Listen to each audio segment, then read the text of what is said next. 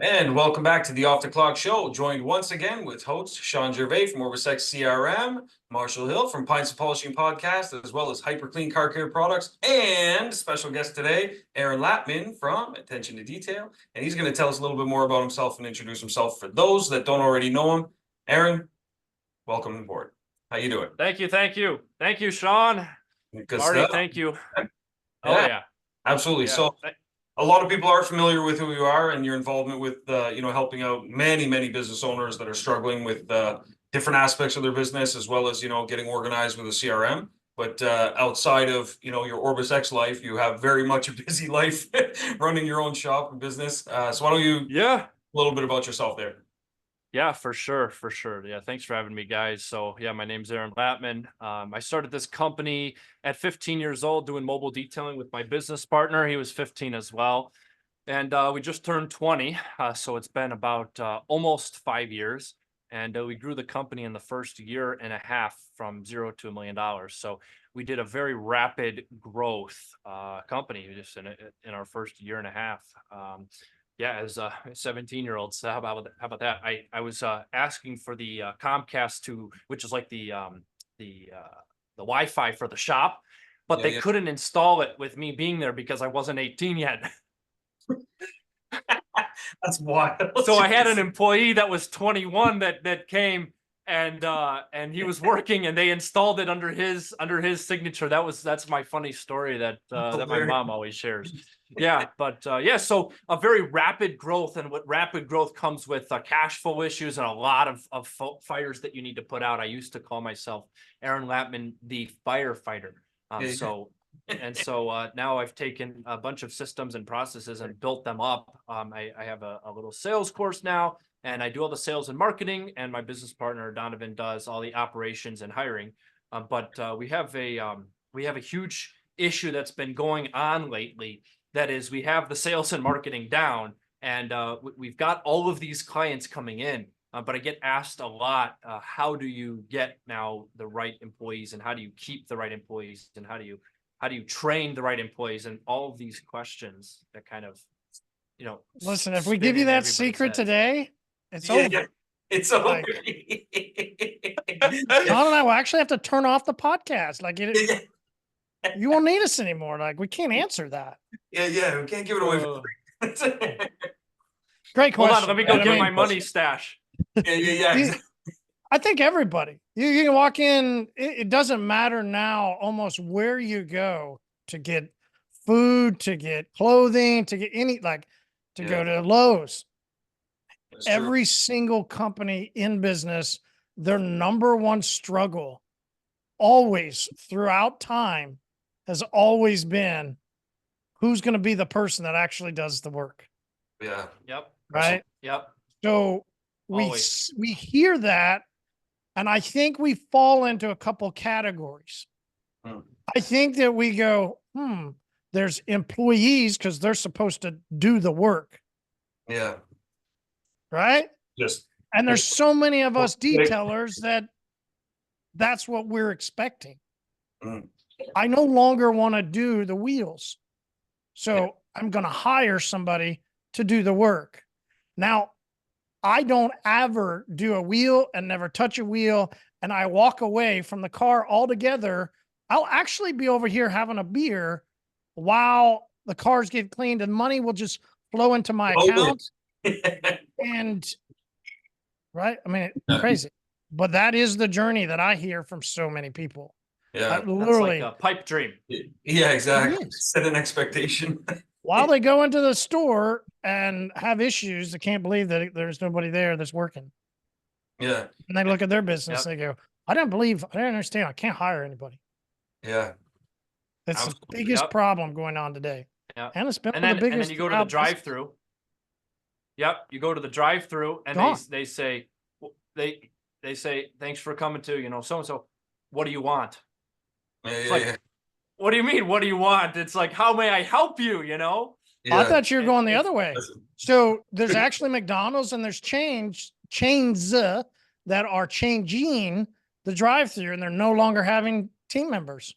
It's then sent out via like the same thing, similar to what you would do at like, you go get up your pharmacy and you go get your prescription, right? Like they're seeing more of vending machine style, fast food restaurants doing away with. We have a lot of that here with the big kiosk, and you go in and you're actually doing it yourself. And then I think a big part of that is some of these companies, they do a lot of research on, everything. Like staffing's a big thing for them. Here in Canada, McDonald's is one of the largest employers nationwide. Like they're huge. And I think they've realized some pain points where their staff, have major weaknesses that maybe they can't really fix and standardize. And then they have the other side where, okay, we can hire people really well to do X, Y, Z. Because the machine's always, pleasant. It always says, like, good afternoon or something, and you go through. But I think they're missing a lot of opportunities that, employees can open up with the sales process, Like even that whole thing with the would you like fries with that? Like that all started, that was their big upsell time, right? And now, sure, the machine asks me if I want this and that, but it's very easy to just, nah, I'm good. I don't need that. Don't need that.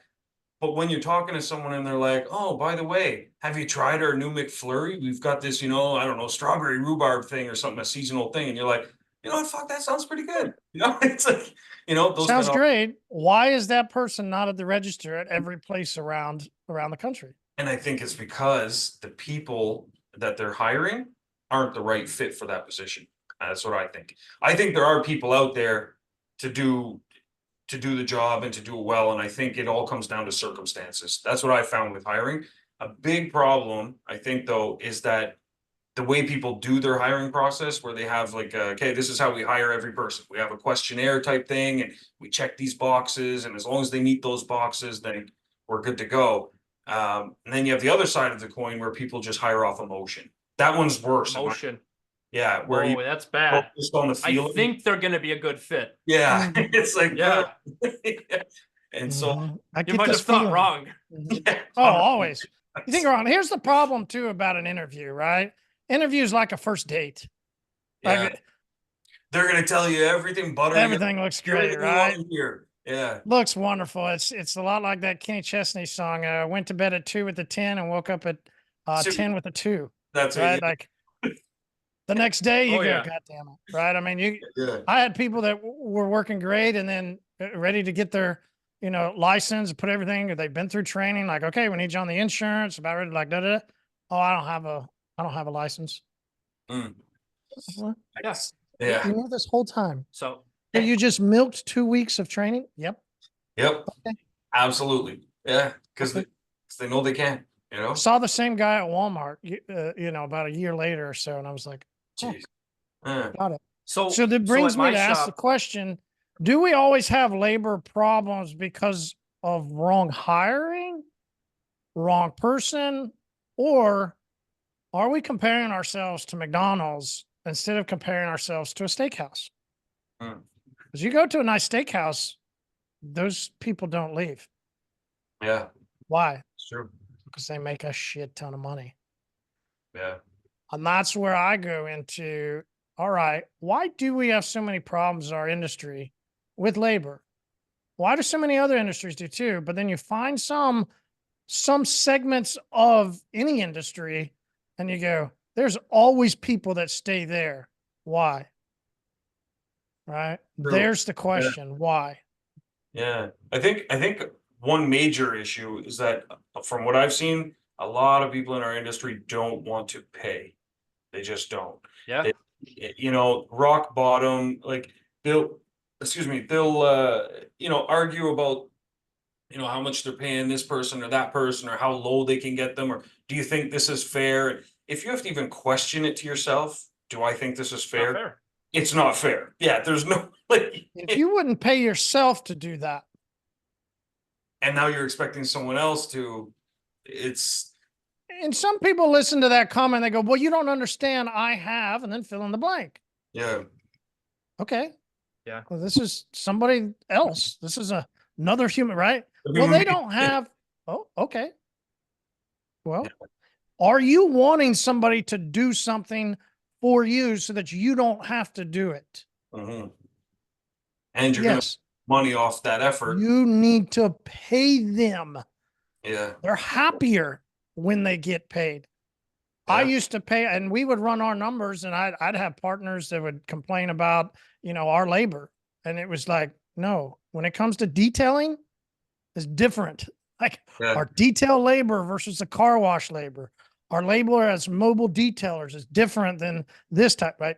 Labor changes things. And the more you pay somebody in detailing, the more they stick around and the better work they do. Yeah, that's true.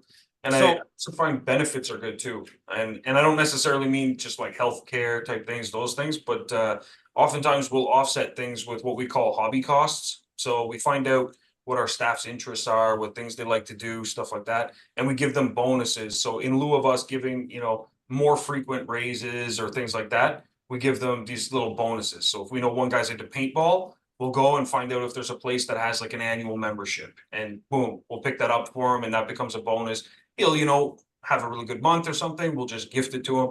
But we find that that little gesture saves us a lot more if we were to compare it to what an hourly increase would be or something like that. But it means so much to them that they were like, geez, man, I didn't even know you were like paying attention all the times I said, oh, sorry, I was 5 minutes late. I had to like organize my paintball gear or something like that. And, we pay attention to these things because we treat employees the same way we treat our customers. And so we're looking for a certain demographic when we do our marketing, and we're looking for a very niche down specific. Hey, we want, like we're targeting ceramic coating ads. We want males between this age and this age that, make this kind of income, so on and so forth. You got to do the same thing with your employees, and you got to find people that have some sort of characteristics in common, people that have some sort of qualities or something that will mesh well with your business, and then use those actively to basically convince them to stay with your company in a way. And that's what we do. Like we've had the same staff pretty much since we opened. Since we started hiring. When we opened, it was just me and my wife, but we're still here too. But but it's we've grown. We've had pretty much the same staff since the beginning. We've only added more staff. There's been a couple of people, sure, that we hire them for a busy season, something like that, and then they're on to other things. But by and large, we find people that mesh really well, and we hire quick, we fire quick. We don't waste time. But it's very much back to the customer thing. It's a numbers game as well. I had the guy tell me this morning, the concrete guy, and I was talking with him, and he said, Jesus, I'm having a hell of a time finding good employees. What's your secret? He knows my other companies. And he said, man, you seem to have like amazing staff, and it's always the same people. And I said, listen, it's not luck. We just played the numbers. We knew what we were looking for. We had to identify that in the beginning, and we had to get very clear on that. I'll touch more on that later. But what we did is we basically just tried out a bunch of people. And so we would have massive tryouts, plus interviews, all kinds of different stuff, but it was in quantity.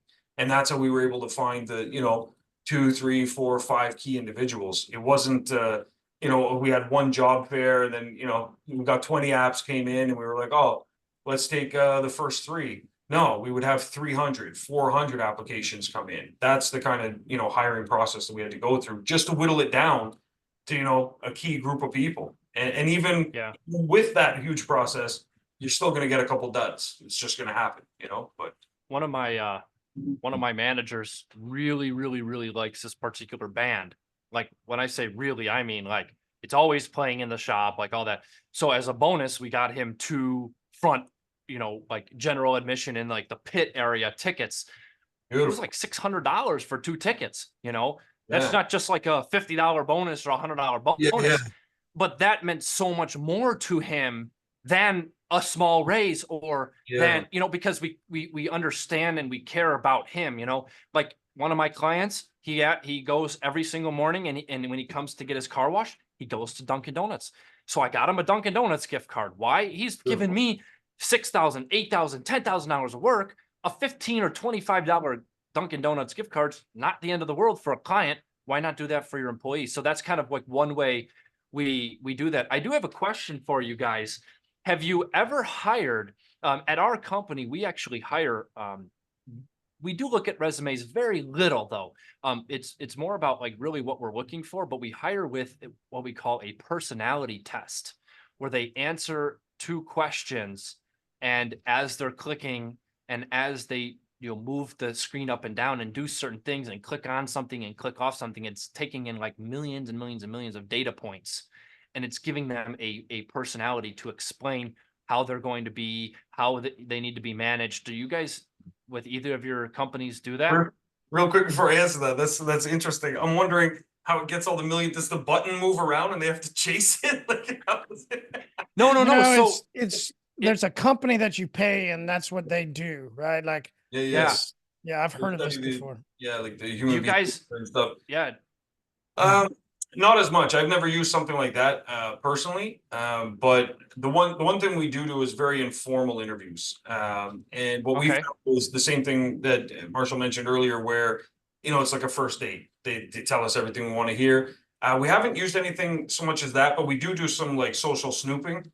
So when we have narrowed it down to a group of people we're interested in, we go through their profiles and we take a look at things. And some people might say that that's, oh no, it's a negative thing or something. But reality is, it's not that we're looking for evidence of something bad for a reason to exclude somebody.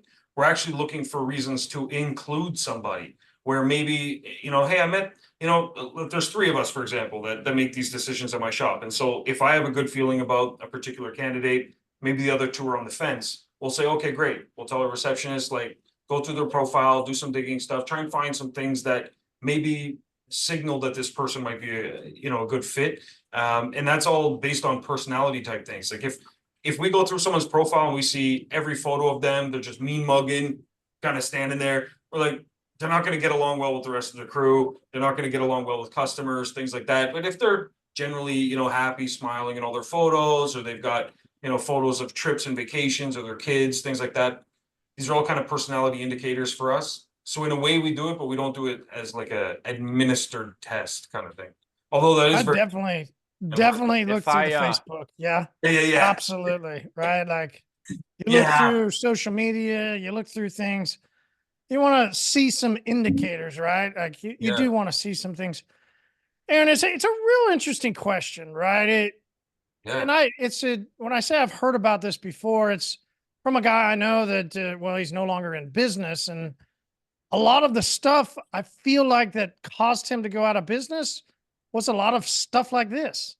Like he would spend a lot of time with random things that didn't really seem to generate really any profit or get down to the point of anything. Like right in and move it yeah, forward. like I mean, an interview really should be pretty simple, and you should actually the thing that people don't agree with that is said over and over, and I know people don't agree with it because they don't do it, and you should actually be firing and hiring faster than anything you do in any other part of your business. Yeah. And that is should I, extremely difficult to do. Extremely Shawn, difficult. And most people just don't want to. We don't see the connection of my business and why I should then fire this person and try and rehire another person and fire him. Like there seems to be a disconnect because nobody does that. It's one of the most common things from people that, are up in higher levels.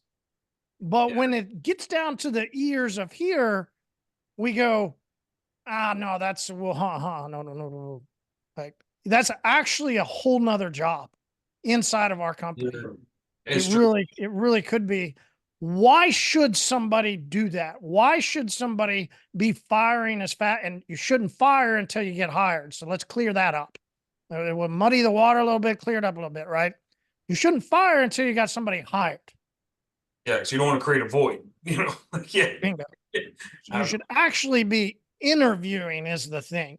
Yeah. So always, even for there's people the on thing. deck. Like you should be taking interviews at every single day, right? It's true. If you struggle with team members, if you don't struggle with team members, stop interviewing. Don't worry about it. Yeah. But right, the reason is you never know who you're going to find. Mm-hmm. And if you find that, to your point, Shawn, you look at some stuff to Aaron's point, like if I can get that guy that has the right or gal that has the right personality, right? Either way you want to define it, the gym, right? The person. Okay.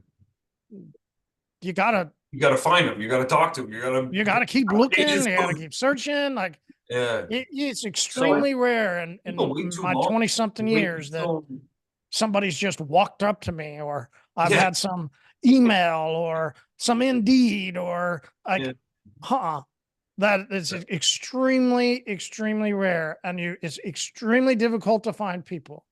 We've got some really great people here now, and we do everything we can to make sure that they're happy. To your point, like find things that they like, right? Once they're in and they're good, then that's a whole nother conversation. But you have to, once they're in and they're good, keep them. Yeah. And keep And paying then them. they hit the, Keep paying them. they hit this end of their honeymoon phase, and it's a whole nother almost hiring process just to make sure that they're going to get back into always being in that honeymoon phase. And they, or you as a manager. Absolutely. No. Just think about this for a second, right? The people are changing, or does the management change with the employee? Right? Where is that connection, right? Did the employee change? That's a deeper, that's deep. Like that sounds deep. Surface level, but that's actually deep. Very deep. Well, it's true. Well, the management gets used to them being there and performing. Yeah. But then at the 3-month mark is when you either start to look at some sort of quarterly, you do a 30-day review usually, but there's also a 90-day review. So it's like that quarterly review going over goals. And then they know that now almost that you want them. So now they're trying to also play kind of like, what is that, cat and mouse almost? Like, if you know that you need me, let me ask for a little bit of a raise. Let me ask for a little bit more. Why wouldn't you give it to them? What's the hang up? There's with a problem with most detailers. Like, I pay out 50% labor. Wow. Yeah. So a lot of companies, once they get large enough, mine's not that anymore. So don't kid, right? I'm not going to try and, but my partner, Nick, he's the same way. There's a lot of people, once they get to a level, right? So a long time ago, this is when I adopted and stopped paying hourly. And I go, screw this, I'm paying a percentage. And I started at 30, and then they grow up into 50%. And they take care of everything. Perfect. Yeah. Shawn, that's a pretty high percentage just in general. Yep. Number one thing from every detailer, but Shawn, if you look at businesses that you've owned or businesses across all industries, to be able to walk away with then, and you go, oh, no, I've got rent and I've got, okay, that's a couple percentages at this point. Then you've got what, some chemicals? Oh, that's half a percentage. So at max 60%, that means you're walking out the door with 40% profit. What other, I mean, there's other people that are happy with 3%. Yeah. 7%. Dentists. And we're bitching and moaning about 40% profit? It's true. I know a roofing guy. He's an old buddy of mine. I think he's doing 1.4 around there now. But back last I was talking to him, he was doing like 1.2. And he said his expenses he said his two highest expenses were his insurance and his employees. And in his insurance, he put in also training and insurance for each of his guys, yada, yada. But anyway, he said that he was walking away with around 200 grand, which is very, very decent for the average person. You know what I mean? Like, this is a decent salary. Someone might look at that though and be like, 1.2, you're spending $1 million to make it. And it's like, yeah, that's how business works though. But now if you ask him though, what he's doing on Tuesday or Wednesday or Thursday, he's like, I have a team meeting with, the managers that are overseeing each of the jobs and the projects and the team. And then I'm going golfing in the afternoon for about 2 hours. And then I'm going to follow up with the team when the day is done. And I'm going to prep for the quotes for the next day and this and that. So he was able to just adjust his schedule, live a good life, make a good living. But reality is he wasn't swinging a hammer. He wasn't using any of the tools. He wasn't, you know what I mean? So but there's a lot of guys out there, they go from solopreneur, I'm making 100% and have little expenses, to I have little expenses, but now I have to hire someone. And they're seeing that 100% just get dwindled down. And they say, I don't want to make 50 cents on the dollar. And it's like, you should be happy as hell if you're making happy and thrilled. Oh my gosh, if I made 50 cents on the dollar, I'd be, yeah, I wouldn't be here right now. Trust me. We're so proud of our skill set. And I think that we struggle with hiring and and training and keeping people around and all that, because, well, there's really nobody that we have a way of going to find out what to do, because look around the industry. And Shawn, we talked about this, but these are the times and these are the key moments to actually say, hey, who's been doing this? Right? You got people that will be trainers. They haven't actually hired and kept staff on in 30 years. You've got trainers that actually failed at business, and now they had to close and move to California and start a training facility. You got trainers that couldn't handle their business and get hired by a company to then be a rep, which is awesome. Love every bit of it. Not throwing mud. It's not that way. It's just, hey, there's nobody that can give you deep information about hiring, training a staff, and keeping a staff happy, because why would there's the people that you see and look, they don't have any experience doing that. Zero. Zero. Now they'll say the same common things, and they'll say overnight, it's basically like, here's my answer. Here's my answer. If you struggle with hiring and team members and keeping and all that, you want to know how to keep people? You pay them a lot. You know how to hire people and you're not good at hiring? Call a staffing agency. Become friends with a staffing company who will feed you people every day that you call them and go, this guy didn't work. Next, this guy didn't work. Next, this guy did. Oh, this guy kind of did work. I'm going to keep him one more day. Right? Like, we took an unorthodox approach too, to hiring. So I realized a while back that I was trying to clone myself. And the same thing we talked about, where I want to hire people that are just like me and just like me. But it's like, where do you go look for yourself? You know what I mean? Like, first, you're never going to find an exact replica as much as you want to. Trust me, if I could clone myself, holy shit, you have no idea what could get done. I think, Paul, I think that's scary. That's scary. Like, that's the answer, but that's the problem. Yes. Right? That's the answer, but that's also the problem. Part of the reason why we can't, and there's nobody that can lead or have some discussion, is there's not a blueprint. No, there isn't. That's true. There really isn't. Like, there's no manual. Nobody wants the answer like there's a manual. There's no manual. Here's my overall, I think this, as I've, thought of why people are bosses the way they're bosses, why they're employees the way they're employees. Like, what causes somebody to be who they are and the way they act? And I go back to a theory that I developed a long, long time ago, and it came out of just working with people in their association with God. Like, somebody's belief about whoever they define as God, a lot of that belief system derives from their relationship with their father. Like, a lot of how you view whoever you view God is, it's exactly the same way you view your father, like your actual dad. Like, it is so many common characteristics to it. And as I then got into business and moved on to a second part of my life, I realized the next little thing, and that was, okay, then a lot of the things that, of course, we all know that parents teach, kids to do. Well, a lot of that things that we learn about money or learn about how much money or how to operate around money comes then from our father, right? A lot of good or bad. That's true. All of the money trail down further, and you go, okay, a lot of the way I interact in my small, 1 to 2 man to 10 man operation business, a lot of that actually derives the way that I was an employee and viewed my boss. If my boss went into the office, shut the door, and read the paper all day, what do you think I'm going to do?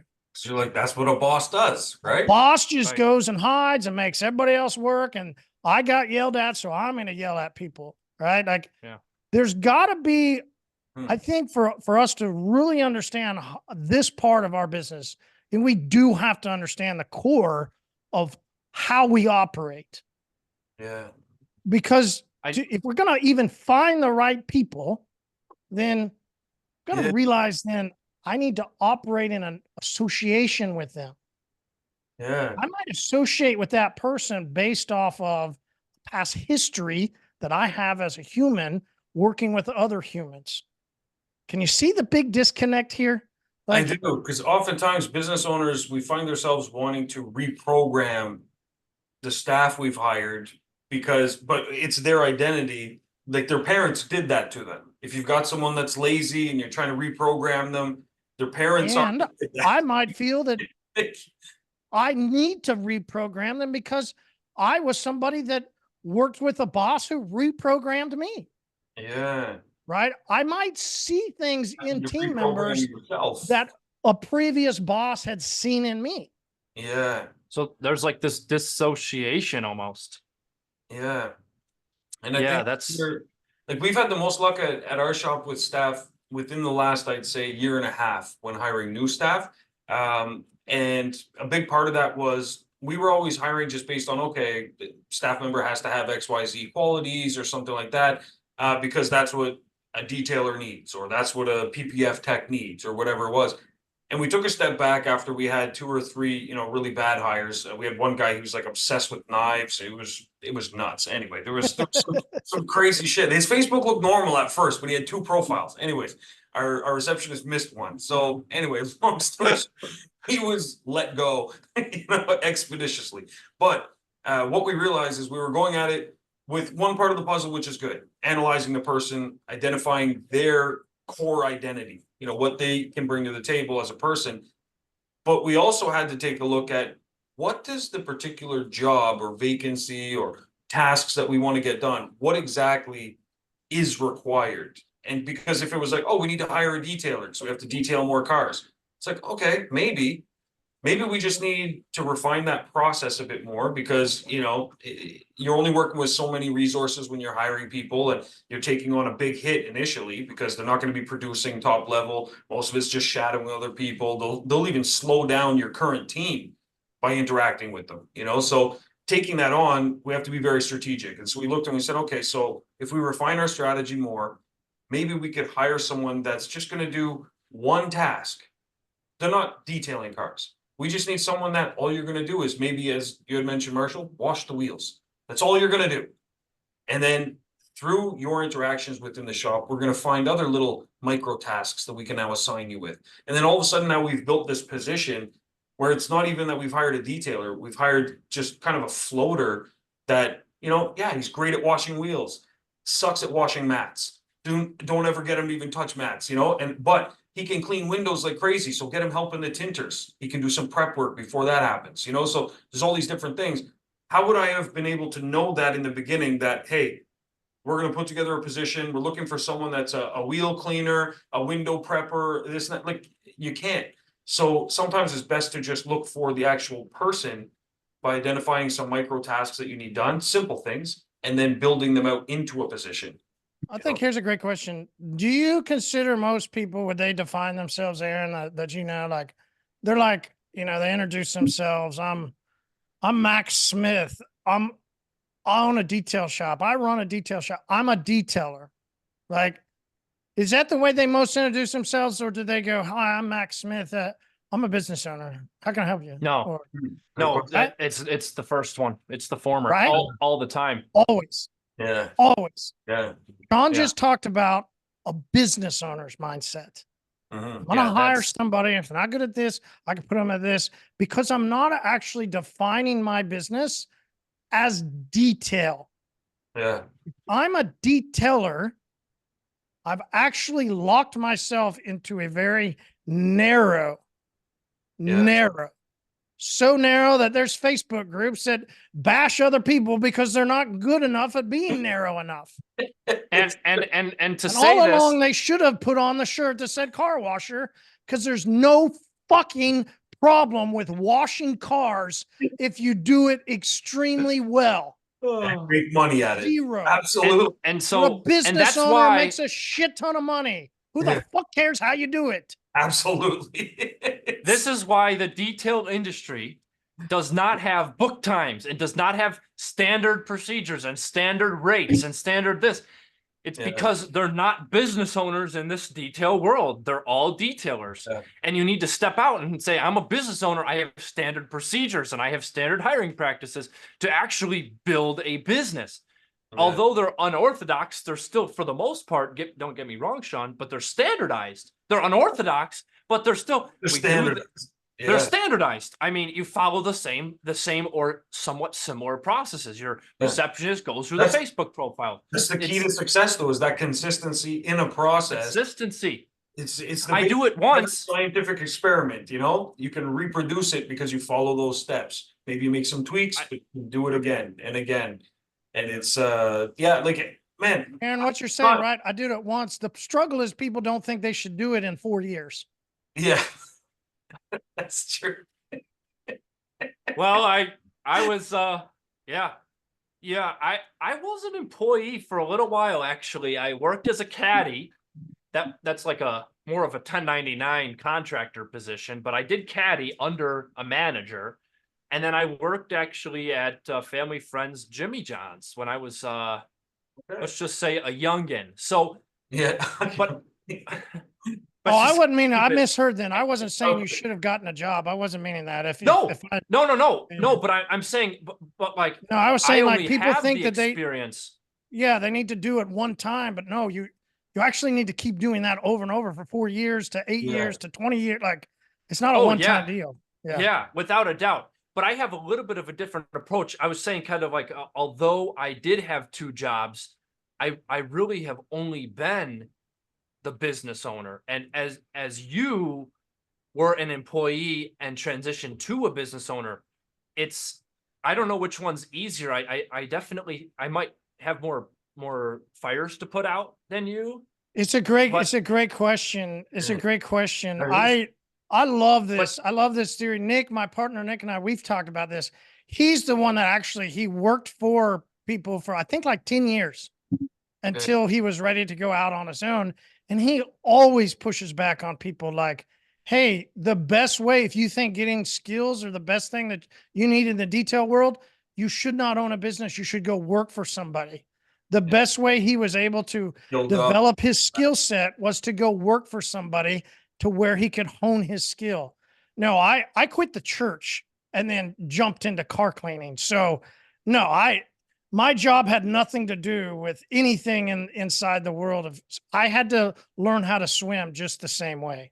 Right. Like I had to learn how to get customers. I had to learn how to clean a car. I had to learn how to take care of people. Like, I didn't have anybody to teach me. I just had to learn. And the learning is so difficult because you don't have any standard practices. Like you open up an auto repair shop. And like I said earlier, there's standard book times. There's standard ways to hire. There's groups on the internet that have, auto repair shop, groups that meet up and stuff. And the detail industry is a Facebook group that says, you suck at car cleaning. No, you suck at car cleaning. No, you suck at car cleaning. Maybe you should try this way. Hey, how much should I charge? How much should how many hours would this take you? Did you think I charged enough? Look at my befores and afters. Hey guys, this is a detail group, but if you want any services and you're in Sacramento, California, come and visit me. Here's my price sheet. Like, no. That's the wildest. That's the wildest. And like, you know what I find funny too is that a lot of the resources are there because I was the same as you guys, just like started in business and then just I feel like it was better almost because I was yes, there were more fires to put out in a way, but because I had no choice. Like I burned the ship. There was no bailout for me. There was no, the government wasn't coming. Like there was nothing. That hunger and that motivation is something that I wouldn't have been able to acquire any other way, I don't think. But it was also something built in me. But I notice like nowadays we live in a world where, I mean, Jesus, you can ask ChatGPT for an answer to a question. And yet I had a guy 2 weeks ago ask me, I'm looking to hire, and this started to spark this whole thing. And he said, do you have a standard template you can send me for, like interview questions and stuff? And I said, sure, no problem.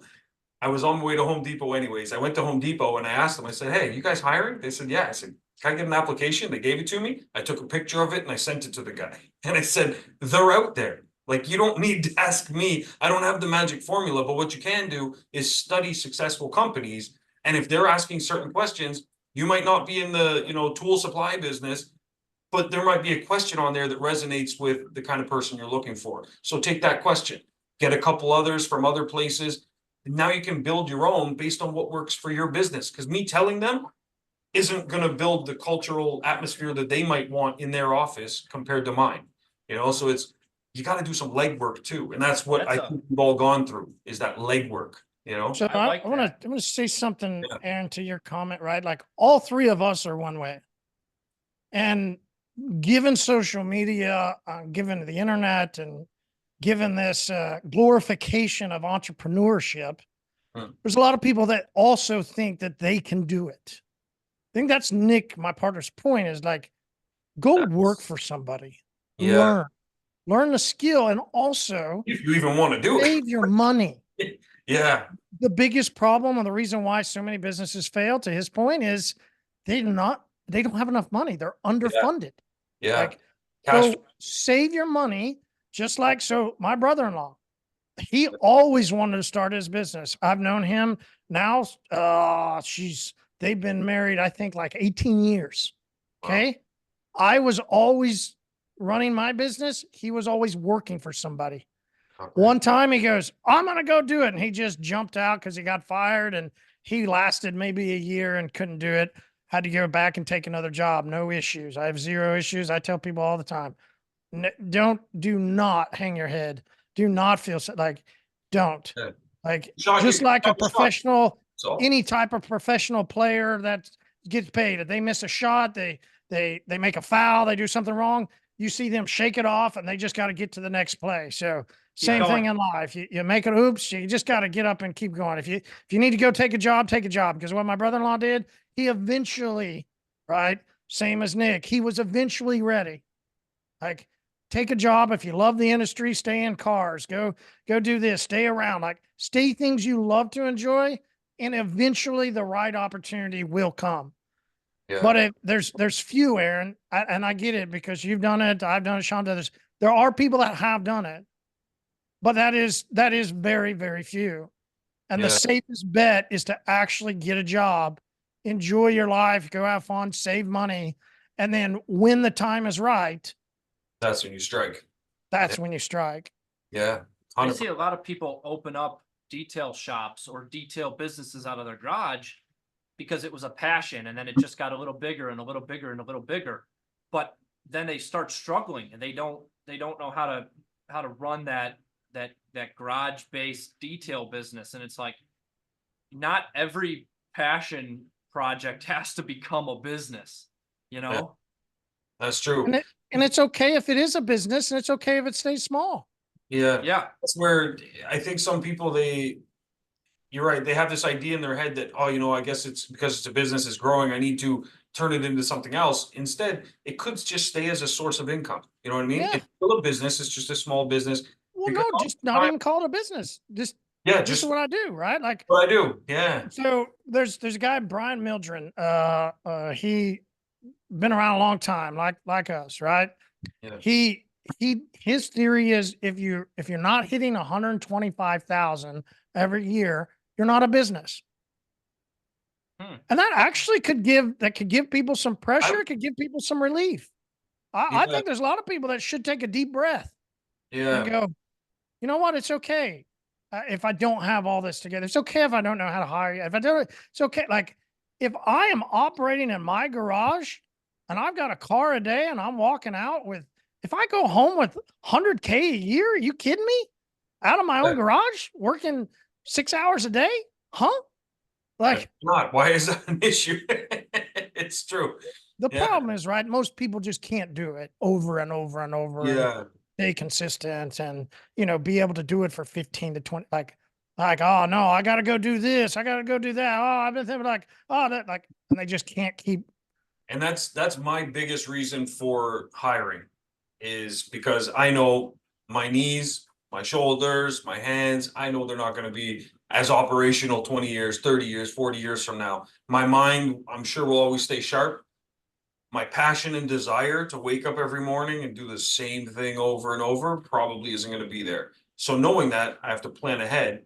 And there's other reasons, of course, I like to hire, I like to help people's families and build jobs and so on and so forth. But the ultimate reason I think that anyone should consider hiring if they're in that situation, let's say they have a home-based business, something like that, would be your legacy plan and thinking like, what's the goal here? Like, are you going to retire at some point? Maybe they're gonna detail cars till they're 80. I have no idea. But my Shawn, guess, I think you talked about a certain level there.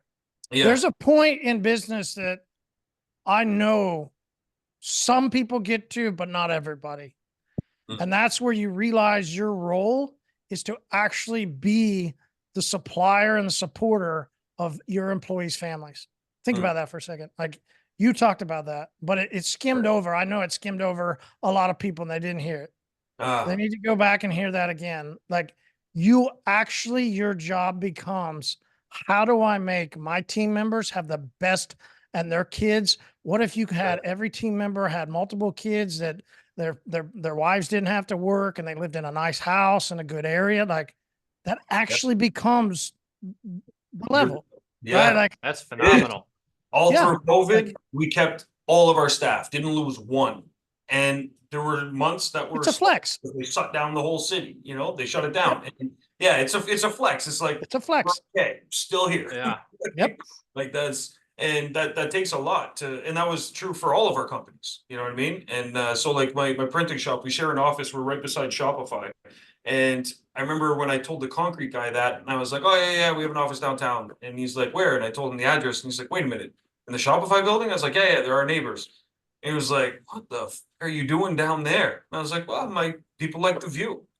He's like, you're joking. No, man, we're on the 8th floor. We have a beautiful view. And so they love it there. And then, other people have passed by there and they're like, holy crap, man. There's every Friday we do a theme of some kind. And so the one guy, he showed up to pick up some packages. He messaged me after and he said, I just picked up my t-shirts. And he says, is your office always that lively? I said, only Fridays. I said, why? What were they wearing this time? He's like, man, they were dressed up as pirates and vixens and all that shit. I said, yeah, it's part of our team building stuff. Everybody loves it and everything. So he told me, he said, I can't wait to place my next order so I can go back and see what they're doing that Friday. I was like, awesome. But, like we kept all our staff there and everything. It's an investment in people, but then they make the investment in the business itself.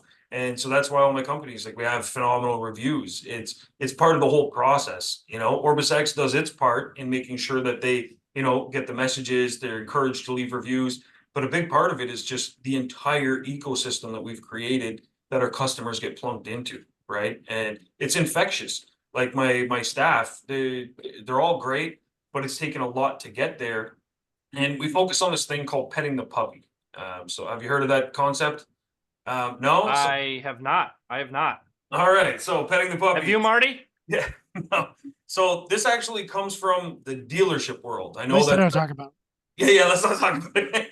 I know the dealership world is kind of faux pas to a lot of. it's off the clock. I'm not gonna share. It's not like share all the secrets type of thing.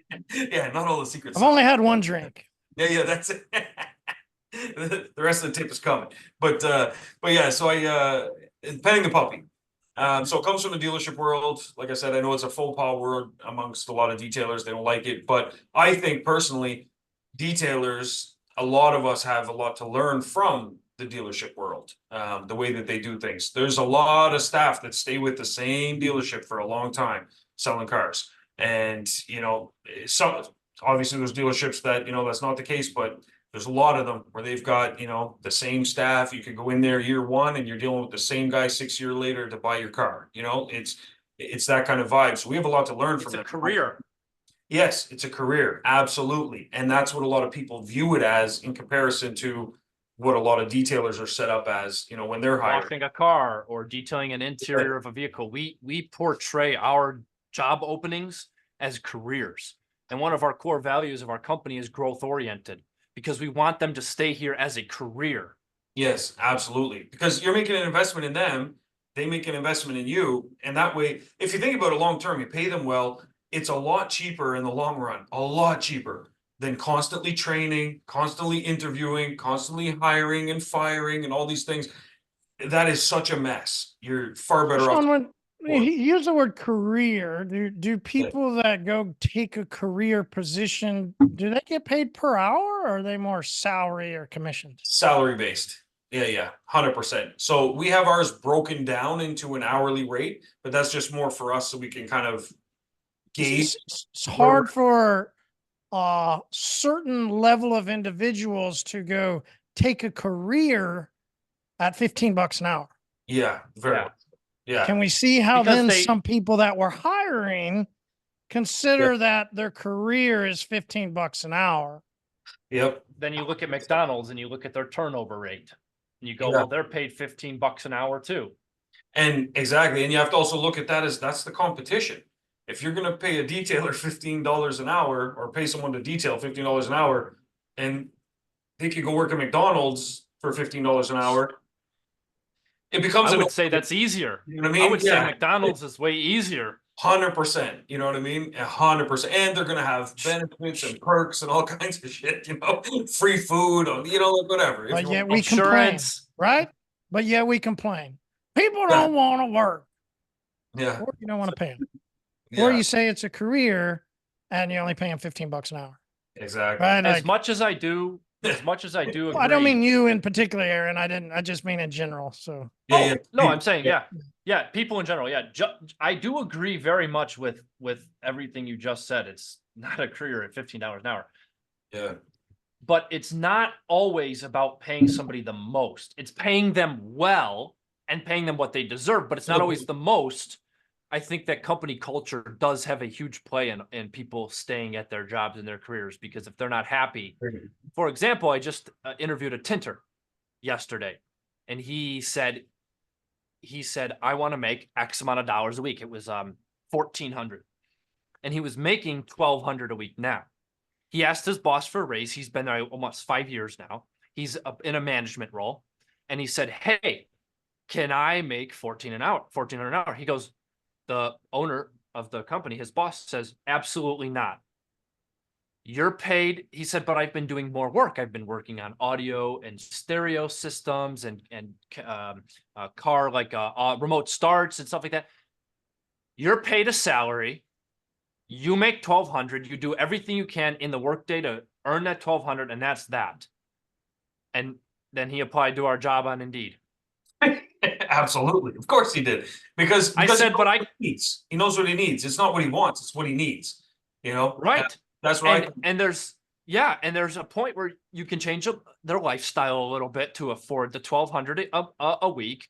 You can honor their $1,400. There's different ways to go about it. But first thing that he said was, "I don't care if I'm making $1,100 a week at this point, because I am not happy and I don't like being talked to like that." Yeah, absolutely. Yeah, I agree. And one question but I do agree that you need to get paid what you're worth, and actually well over what you're worth. But I don't think you need to be paid, the highest in the room, obviously. Yeah, and I do agree with that as well. And a question we always ask, because we do get asked, from our staff sometimes, like, ahead of what would have been normally a scheduled raise, they'll say, "Oh, I've been working, overtime or doing this and that and stuff. And yeah, I know I've been paid for it, but I was hoping I might be able to earn a little bit extra." And we usually ask them, we say, "What's the extra money for?" And, a lot of people might be scared to ask that kind of question. And it's like, it's well within their right to say, it's none of your business. And we're like, well, fine. But if you want us to make a decision that's going to affect the business in some way, we just want to know. Because sometimes you find out that there's something else going on. And the reason I mention this is we had a similar situation. Guy had asked us that, and he was working overtime, but we were paying him overtime for those hours. And so we said, well, yeah, but you're getting compensated time and a half for that. So what's going on? And he said, well, we just found out we're having another baby and there's going to be some upcoming expenses. And so we said, okay, so how about this? How about this is fair? We probably have some other stuff that we got to get done around the shop. Most importantly, training some other people, things like that. If you can do a little bit more for us in that regard, then we'll gladly do that for you ahead of the schedule thing that's coming up. And that's going to help you out with the new baby stuff you got to buy and whatever it is. So sometimes those kind of conversations are important, instead of just flat out no, but also instead of just flat out yes. So I would say just open up a dialogue. They're people, just talk to them. You're in the people business, right? And I want to throw this out there, because Aaron, I think you said something. I think a lot of people also have this theory. And there's a theory that I can't pay people too much money. Mm. Like it is, You it's think a it's very true? common, it's a theory. Mm. It's a theory, right? I'll give my theory, I don't think it's and my theory is going to be different, but that's the point of business is checkers, right? Mm. It's theories. It's, can I make this move because later I'll make this move, and if somebody's gonna make this move, I'll already have made this move, right? Like I don't get into business as black and white stances, firms. Like I think there's a ton of theories out there, and I think that's the beauty of it. I think we all get to take theories, which is why we give tips. We don't actually put it all the way in, because if we put it all the way in, you'd have to pay us a lot more money. Like we're only gonna give the tip, right? Because the rest of it is, it's all that. theoretical. Yeah, exactly. And it's you can pay somebody too much money. I would hope that at one point in time, I actually can hire somebody way beyond than I ever thought I would actually pay somebody. Right? Like I would hope that I could hire an executive that makes that 200,000 a year. Right? Like I would hope that I could build a business large enough that I'd pay somebody way beyond the imagination that I had 10 years ago. I do. And I let do them hope so. do everything. Yeah. Yeah. Like that's the level part, right? Like so many of us get into I call it the flea circus. You know, you throw fleas into a cup and put a paper over it. After a while, you take the paper away and the fleas don't ever jump out. They can't. And they'll say, I'll never be able to. Right? Like, I actually hope that at some point in time, and there's a lot of small bit. There's this guy, Paul Daly, years ago I had on. I was a good friend with him. Met him when I was big or not big. I listened to a lot of and went to some of the Gary V stuff and went over to that. Met him, did the photos, did all the stuff, went to those things. Right? Met Paul there. Paul actually started a wheel repair company at a dealership and then grew it into a multi-state conglomerate that then somebody came in and, you know, scooped it up. wrote that check and he went on, right? He said for years and years and years, he paid people more than he ever took in. That's a theory. I'm not saying everybody should do it. It's a theory. There's different theories. Like, hey, I should live on little so that I can pay the people that are doing all this other stuff that supports everything. And then I should have a lot of excess over here in an account for a rainy, you know, right? There's all different ways of doing. Should I take a little bit so that everything else can run? Or there's a lot of people that then, no, I want to take, you know, it's they want it all today. Yeah. Theories. There's all kinds of theories. Yeah, we actually have a few people at our shop that make more than what Don and I make. Love it. It's a, and I mean, we don't have very high of a turnover rate. You know, it's finding that right one, and it's a numbers game, like Shawn said earlier. But once you find the right one, I mean, I haven't lost an employee. Gosh, I mean, I just had a new sales support come in, but you know, the last guy was only here 2 months, you know, so it was still a trial phase, you know. Other than that, we've had our detailers for one's going on 3 years, another one's going on his second year, another one's going on his first year, and then the others have been here like 7 months. Aaron, just the guys that are washing cars. Yeah. Do you find most people that are similar to you? Do you find most people then? Is there a point where you start going, okay, I've had some people, but I'd really like to get my production up, right? Like I'd really love for these people that have been here a while, you know, I'm just throwing out a number, right? They you know, bring in $10,000 in their stall every month. I'm just throwing out a number, right? And I'd love them to make 11. I'd love them next year to do 12, right? Like, then we do these goals and I got to get somebody. I watch movies or I go into shops and go into dealerships. You ever see those guys, that old dude that sits in that corner? He's been there for 20 years. Yeah. Do you think he has production bonuses, or do you think he has, hey, I need this guy to ramp up? Or do you think if once you find that guy, you do everything you can just to make him happy, let him be, and then just let him do his 10, And then, right? This, yeah, I don't need him to do 11. I know that he'll do 10. I know yeah. this guy will do 8. I know this. I'm just, do you think that's a thing that some of the guys that kind of struggle with, like, how do I get this guy up? Or maybe I should not, maybe I should just be comfortable. And I know he's going to do 10 and he's going to do 10 for 20 years. Right. And then it becomes my job to get the next guy to get him up. And then I get it, it falls on me. I know that the level of production that can come out of a shop. I know I have these numbers and Shawn's got some AI that's going to tell me, but my number one dude can only do 10. Yeah. So maybe the shop level per bay should be 10. And then my job as the owner is to get everybody up to 6. Cause they'll never get up to 10, but then this other, I don't know. There's just that's a good theory. Yeah. Like we've encountered that at our shop too, where there's some people that are all stars at upsells, all stars, like just rock stars, personable. They know exactly what upsell to say to each particular customer's needs. They're just all stars. And then we have some that don't upsell anything. And they're just I thought at first, like, oh, it's because they're too timid. They don't know how to talk to a customer. They don't know what to say or what to look for on the car that maybe could be dealt with. It's not what it was. There was just, they didn't really just have it in them they were like, no, the guy just wants this done. It was just that kind of an attitude, right? I tried for months to like work with them, motivate them, offered incentives, crazy high. We pay 50% commission on everything. Doesn't matter what the dollar amount is. And on, other things we'll pay, let's say they cross service sell or something like that. We'll offer a percentage on that as well. But there were some people that just, I couldn't motivate in that way, and money just didn't seem to have any impact. They were like, no, I'm happy with what I'm doing. I just really enjoy it. And so what I did with those people instead, I kind of gave up. I don't like to give up, but I gave up on them in that way.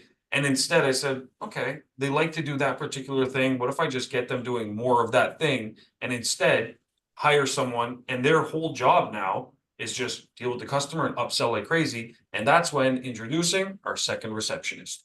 And so she's half receptionist. So she makes invoices, all that kind of stuff. The other half is she goes back and forth between the techs and the front while the other receptionist stays put, right?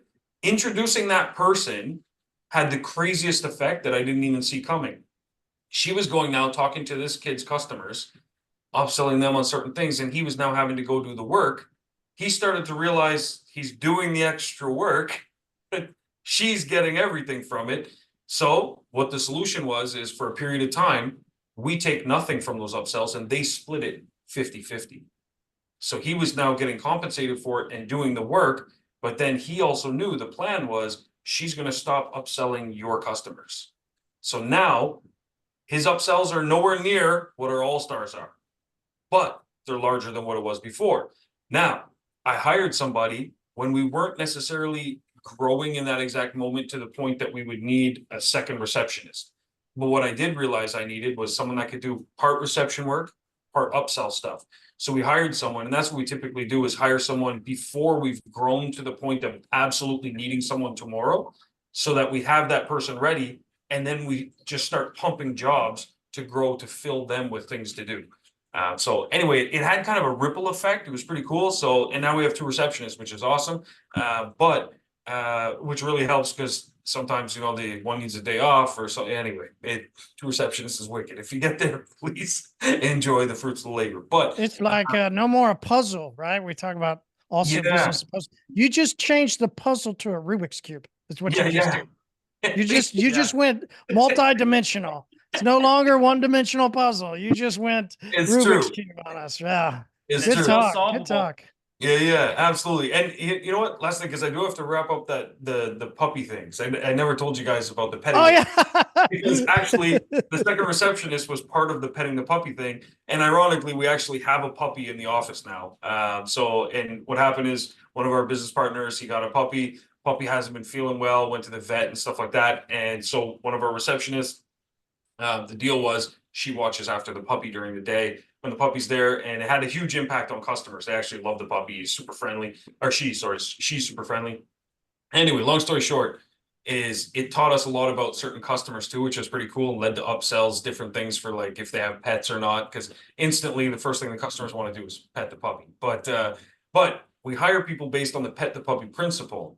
And so what that is there was a guy working at a dealership. He was one of the service managers.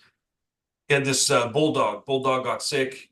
They took the bulldog to the vet, and the vet said there was some sort of tumor thing growing, but they could remove it. Bulldog would be fine, right?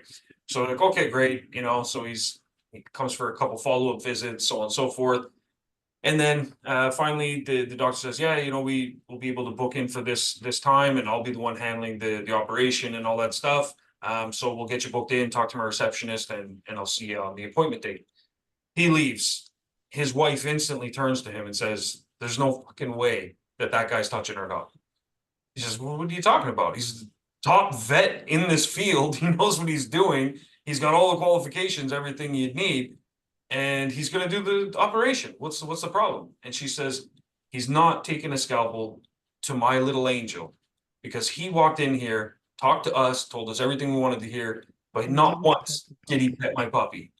He didn't address the dog, didn't see how the dog was doing. And so who's he really catering to, right? And so how that translates into hiring is we look for the people that are going to pet the puppy as well, because we want to find people that are not treating our customers like cattle, but instead are going to actually focus on, if the guy shows up to drop off his car and he's got his wife in the car, say hello to the wife, you know, address her. Don't just talk to him, because yeah, he's probably the one that's paying for it, sure. But address the wife, say hello. If there's a dog there, address it. Oh, what's your dog's name? Super cute, you know? So you got to pet the puppy, and you got to find the staff members that are willing to do that naturally. It's not something you can just put into somebody, you know? So anyway, I said I would tip today, and there you go. You just had to. I have a client waiting for me. I want to go sell him. And, go pet that puppy. I'm going to go pet the puppy. Yeah. Sounds a lot worse than it's promise. But anyways, good stuff. Well, Aaron, listen, I know you got to run, go upsell. Absolutely, man. Great having you on here as well. Congrats on all your success, future success as well. Yes. Yeah, we'll have you again, man. Appreciate it. Yeah, thanks guys for having me. It's just been a blessing. I appreciate you guys. And yeah, hopefully I can jump on soon and offer some more. Maybe I'll get one tip in there. Shawn usually is triple tip. There we go. Ooh, wait, hold on. New podcast name? The triple tippers. Oh boy. Yeah. Oh man. Good stuff, Aaron. Oh my God. Great one. Yeah. Pleasure, man. All right. Thanks for everything, See you, Aaron. guys. Yeah. All right. See you, Shawn. Take care. See you guys. All right. See you, man. Or not. I was trying to leave.